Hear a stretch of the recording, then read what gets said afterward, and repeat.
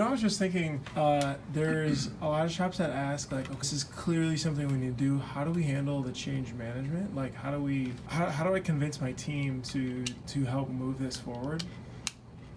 What are things or like tips that you give people to get started? Yeah, that's a great question, and one that a lot of people ask and are very wary about in making any sort of change in a process that seemingly works. The first thing is, number one, you've got to set a hard and fast date. The worst thing that can happen is you've kind of got your foot in two different pools, and you've got some people really excited, you've got some people who are kind of holding back. For you as a leader, you have to set a hard and fast date and say, this is what we're doing from this day moving forward. So like literally first thing, like 2 weeks from now, we are moving over from this old system to... No ambiguity, no question. I'm the leader. This is what I think is best for us. This is what we're gonna do.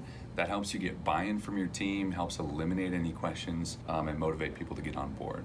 The second thing is go ahead and as a leader, be the first person to embrace that change. Use it yourself. Demonstrate value to your team. Show them that you're the one that, yes, I'm making this decision, but I'm willing to jump in and get my hands dirty as well. People are struggling on your team with certain aspects. Walk alongside them, either help them figure it out themselves or reach out to us.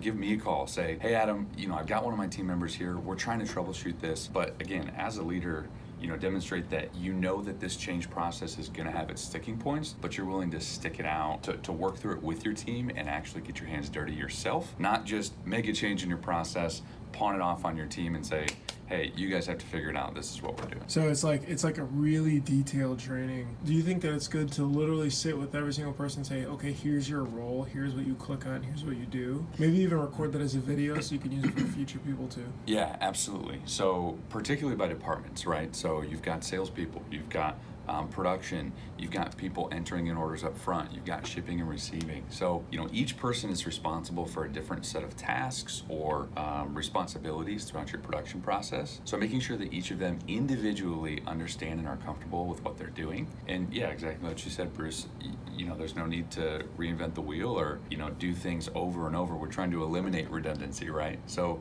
if you've got a group of salespeople, record a video. Hey, this is what I want you guys to be doing in Printavo as salespeople, as production people. Share it around, then take questions that way. The other thing is, Sure. We're constantly adding content here in Printavo, as you know. If we're not on the phone, we're recording videos. So head over to our YouTube channel, use us as a resource as well for your staff. Got a lot of great educational content, how-to videos, and tutorials as well. I even talk to shops too where they're like, I know we need this, but just getting my team to do it, I just don't even want to get into it. Yeah. Which I personally feel is a little bit kind of cop out to the whole, because it's like, okay, so your business has immense lost efficiency. You're causing yourself costing mistakes. Are there any things that really could get their team fired up?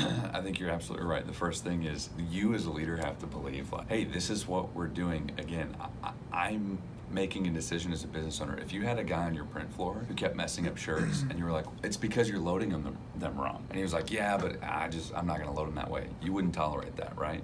You'd say, dude, either do it this way or get out because we're wasting money.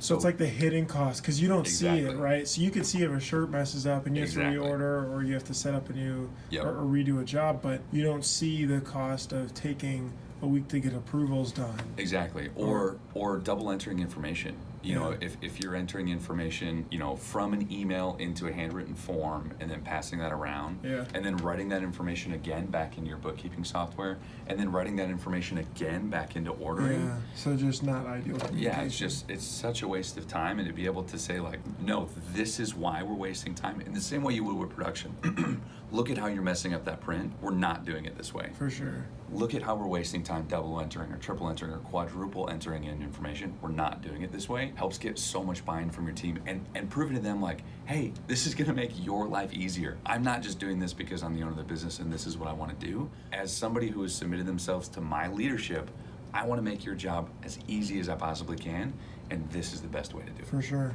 Yeah, the hidden cost of efficiency. Yep. Interesting. Yeah, and opportunity costs too, right? Because you're right, because they could be doing other stuff. you can be making more sales. You can be creating marketing content. Right. You can be printing more shirts if you're not messing up or having to file through papers looking Spending for time on information. pre or post production. Exactly. So hidden costs are huge, but then opportunity costs because you can be doing other things with that time. Right.